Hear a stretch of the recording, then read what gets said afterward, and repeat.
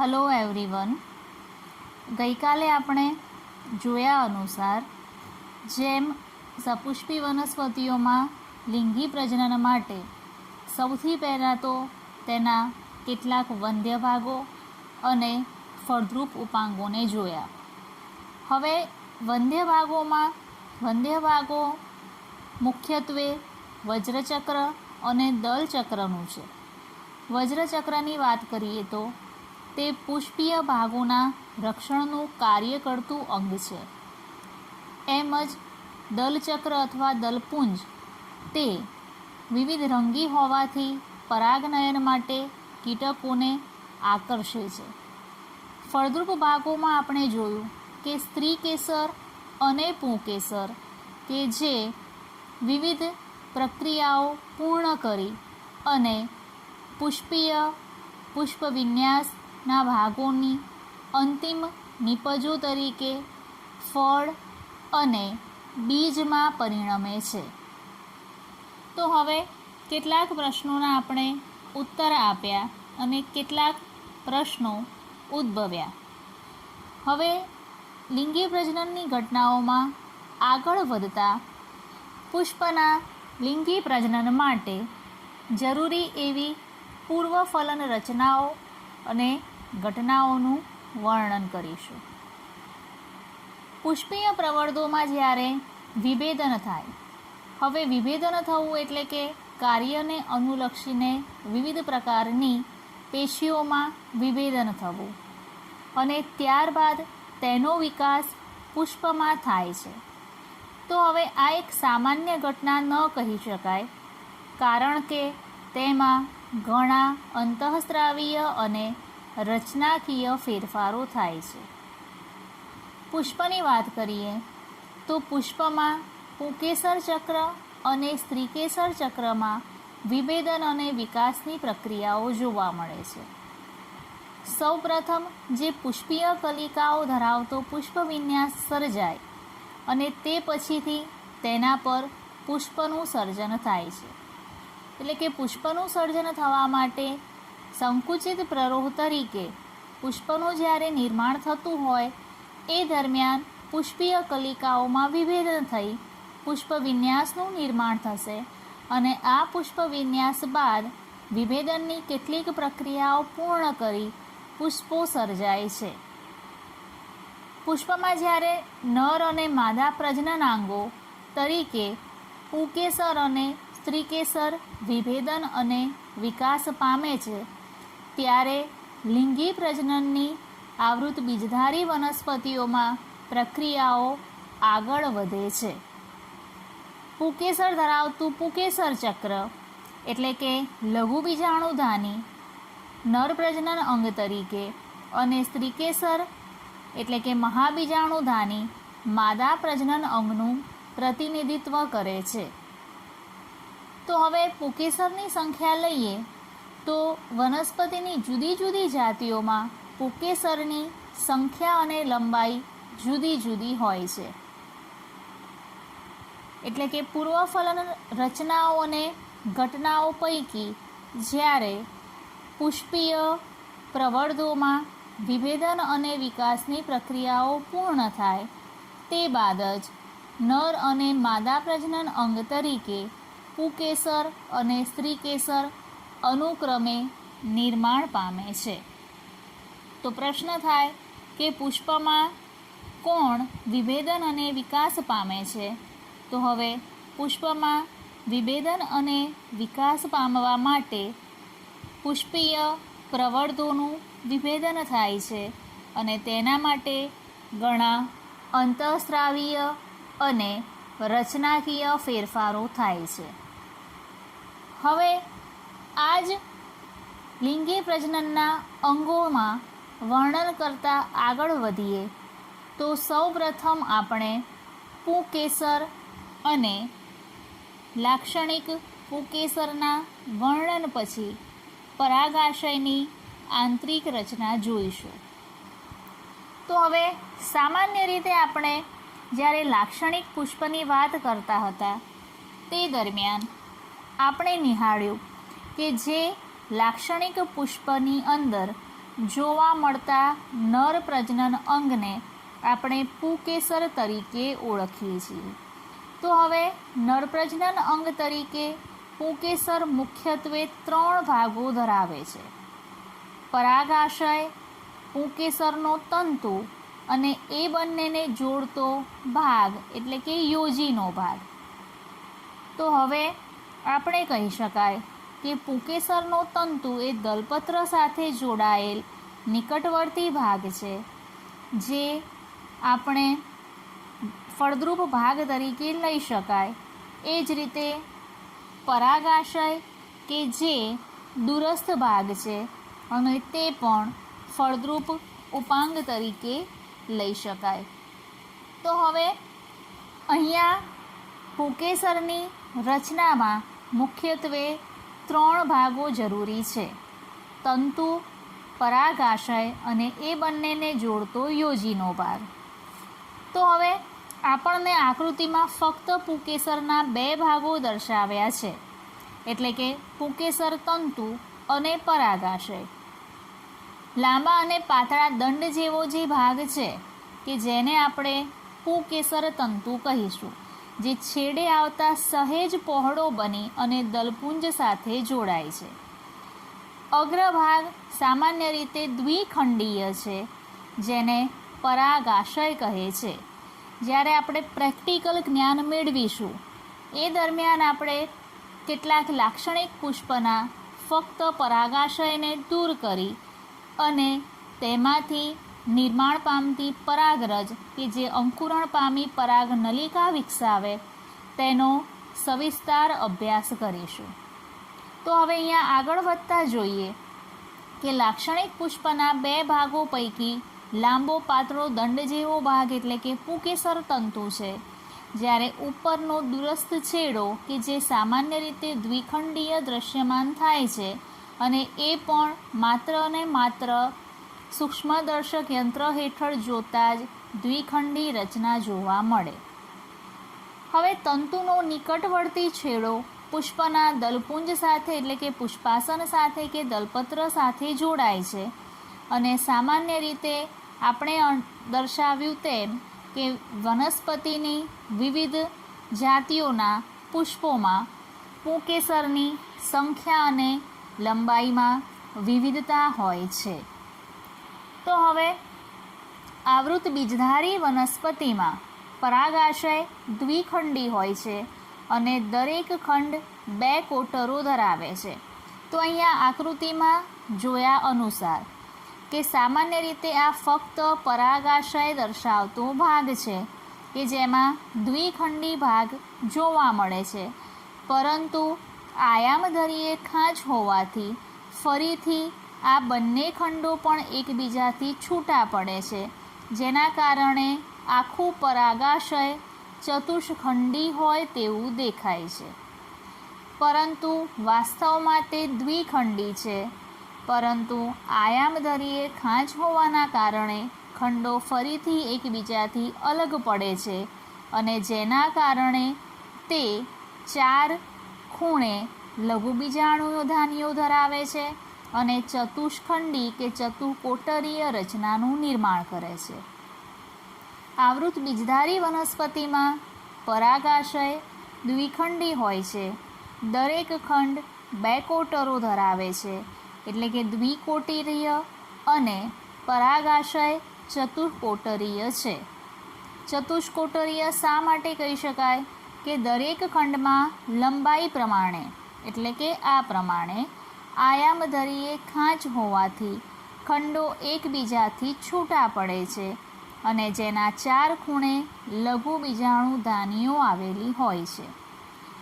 હવે આ લઘુ બીજાણુ ધાની વિકાસ પામીને પરાગ કોથળીમાં પરિણમે છે અને પરાગ કોથળી એ પરાગ રજનું સંગ્રહ સ્થાન છે કે જેમાં લાખોની સંખ્યામાં અસંખ્ય પરાગરજ નિર્માણ થઈ અને સંગ્રહ પામે છે. તો હવે ફરીથી લાક્ષણિક પુંકેસર તરીકે તેના મુખ્યત્વે 2 ભાગ કહી શકાય કે લાંબો પાતળો તંતુનો ભાગ અને અગ્રસ્થ છેડે કે દૂરસ્થ છેડે આવેલ કોટરીય કે દ્વિખંડી પરાગાશયનો ભાગ. 3 ભાગને જો વર્ણન કરીએ તો પરાગાશય અને પુંકેસર તંતુને જોડતો યોજીનો ભાગ ગણી શકાય. પુંકેસરની લાક્ષણિકતા અનુસાર વિવિધ વનસ્પતિમાં પુષ્પોમાં પુંકેસરોની સંખ્યા અને લંબાઈ વિવિધતા ધરાવે છે. પરાગાશય સામાન્ય રીતે દ્વિખંડી છે અને દરેક ખંડ 2 કોટરો ધરાવે છે, જેથી તેને આપણે દ્વિકોટરીય કહીશું. અને પરાગાશય ચતુકોટરીય છે, કારણ કે દરેક ખંડમાં લંબાઈ પ્રમાણે આયામધરીય ખાંચ હોવાથી આ પરાગાશય આપણને ચતુકોટરીય આભાસ થાય છે.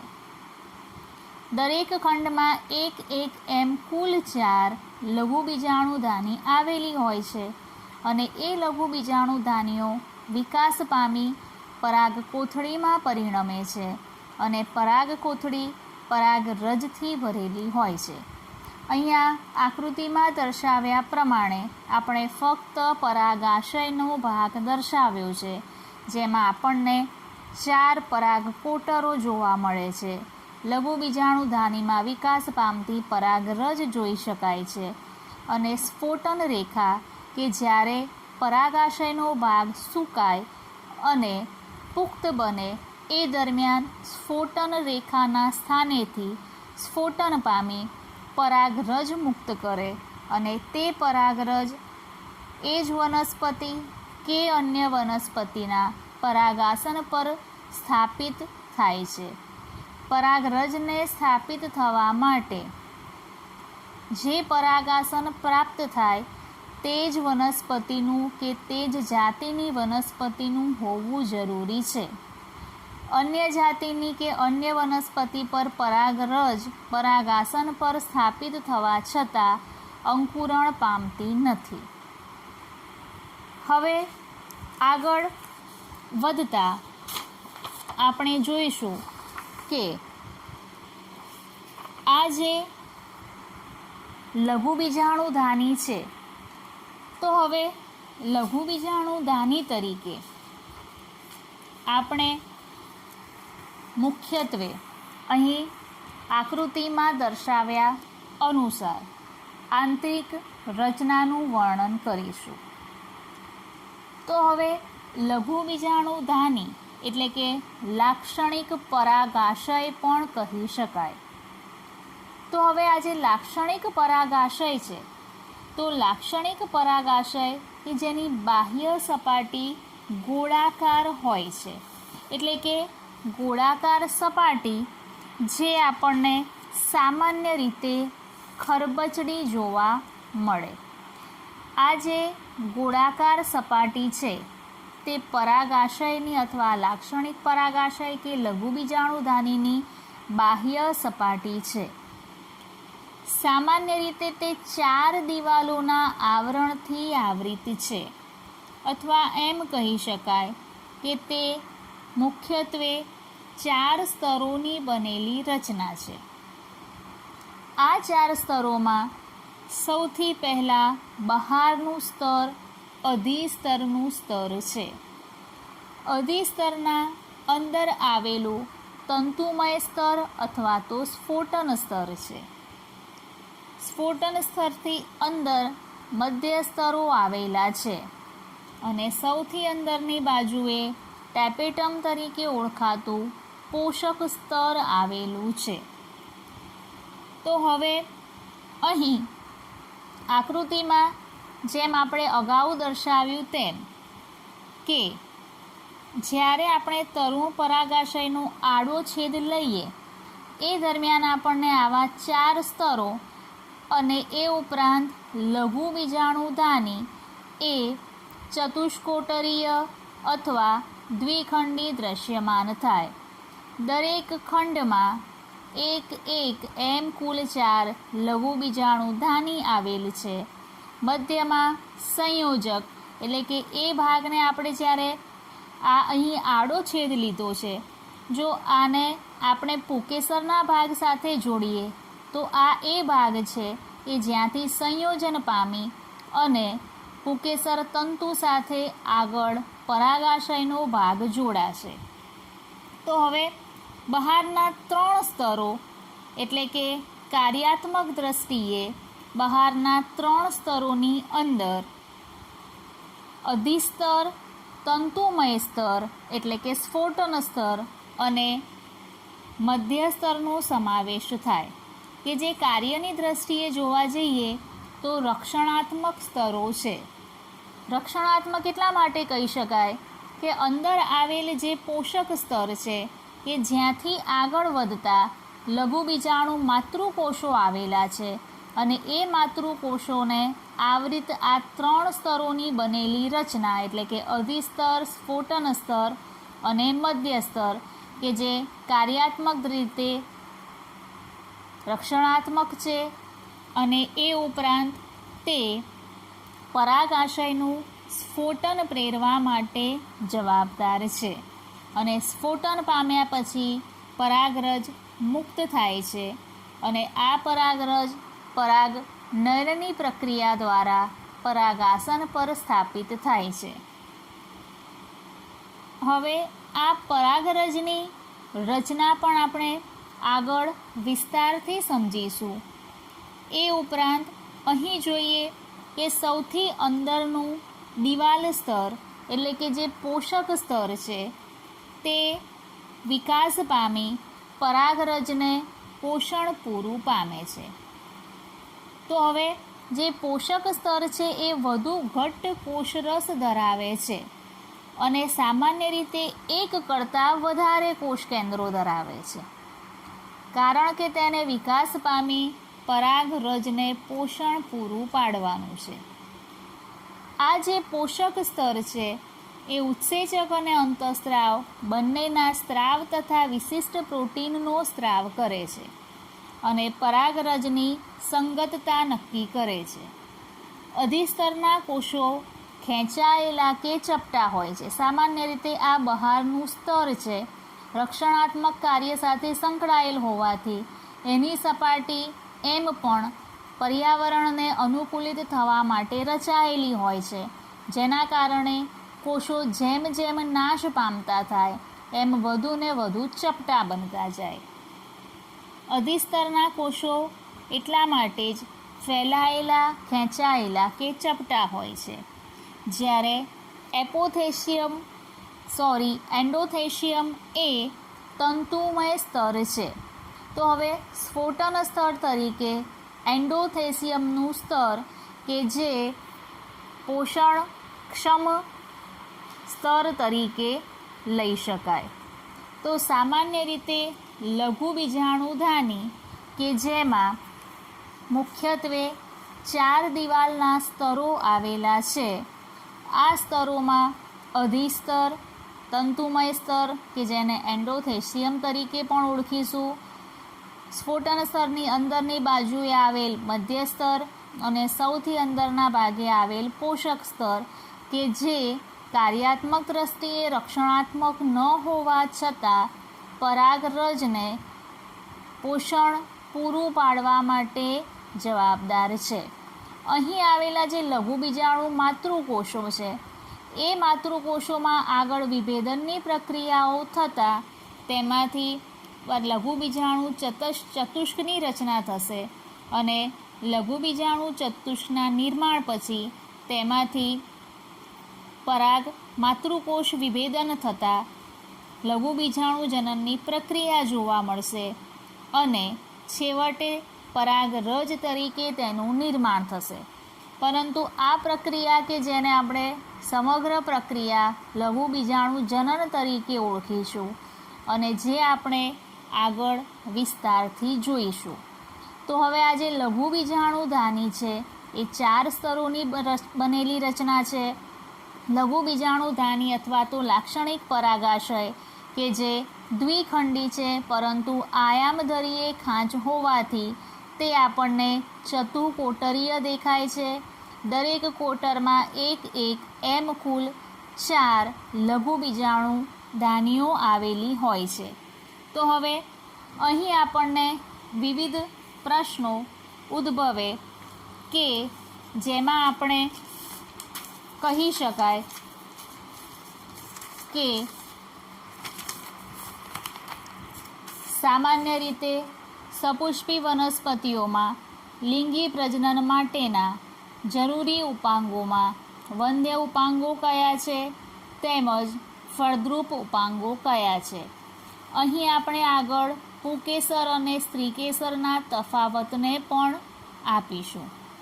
પુષ્પીય પ્રવર્ધોમાં વિભેદન અને વિકાસ થવા માટે અંતઃસ્ત્રાવી ફેરફારો થવા જરૂરી છે. પુષ્પ વિન્યાસ એટલે શું કે જ્યારે પુષ્પીય પ્રવર્ધોમાં વિભેદનની પ્રક્રિયાઓ થાય છે અને પુષ્પમાં સર્જન થવા માટે જે જરૂરી ફેરફારો થાય છે કે જે પુષ્પ વિન્યાસ તરીકે ઓળખાય. વિવિધ જાતિની વનસ્પતિઓમાં પુંકેસર અને પુંકેસરની સંખ્યા અને લંબાઈમાં વિવિધતા હોય છે. લાક્ષણિક આવૃત બીજધારી વનસ્પતિમાં પરાગાશય દ્વિકોટરીય અને તેના દરેક ખંડ ફરીથી 2 કોટરો ધરાવે છે. પરાગાશયમાં આયામધરીય ખાંચ હોવાથી ખંડો એકબીજાથી છૂટા પડે છે. આ જ પરાગાશય વિકાસ પામી અને પરાગ કોથળીમાં પરિણમે છે, એટલે કે લઘુ બીજાણુધાની એ વિકાસ પામી પરાગ કોથળીમાં પરિણમે છે.